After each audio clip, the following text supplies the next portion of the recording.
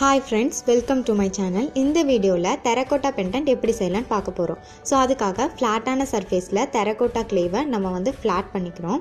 தென் அதுக்கு அப்புறம் நமக்கு என்ன டிசைன் வேணுமோ அதுக்கு ஏத்த மாதிரி clay-வை வந்து ரெடி பண்ணிக்கலாம். எனக்கு வந்து ஸ்கொயர் ஷேப்ல வேணும்ங்கறங்காட்டி நான் ஸ்கொயர் ஷேப்க்கு ஏத்த மாதிரி pendant ரெடி பண்றேன். அதுக்கு அப்புறம் நம்ம வந்து சர்ஃபேஸை வந்து ஸ்மூத் பண்றதுக்காக லைட்டா நம்ம வந்து வாட்டர் ஆட் பண்ணி சர்ஃபேஸை வந்து ஸ்மூத் பண்ணிக்கலாம். தென் எனக்கு ஸ்கொயர் ஷேப்பில் பெண்டன்ட் வேணுங்கிறங்காட்டி நான் ஒரு ஸ்கொயர் ஷேப்பில் ஒரு பேப்பரை கட் பண்ணி வச்சுருக்கேன். பிகாஸ் எனக்கு அந்த சைஸில் தான் வேணும் பெண்டன்ட். அதனால் அந்த பேப்பரை நம்ம வந்து இந்த கிளே மேலே ஒரு இம்ப்ரெஷன் கொடுத்து நைஃபை யூஸ் பண்ணி எட்ஜஸை நம்ம கட் பண்ணி எடுத்துட்டோம்னா அதே ஷேப்பில் நமக்கு பெண்டன்ட் ரெடி ஆகிடும். தென் அதுக்கு உள்ள நம்ம எந்த டிசைன்ஸ் வேணாலும் யூஸ் பண்ணிக்கலாம்.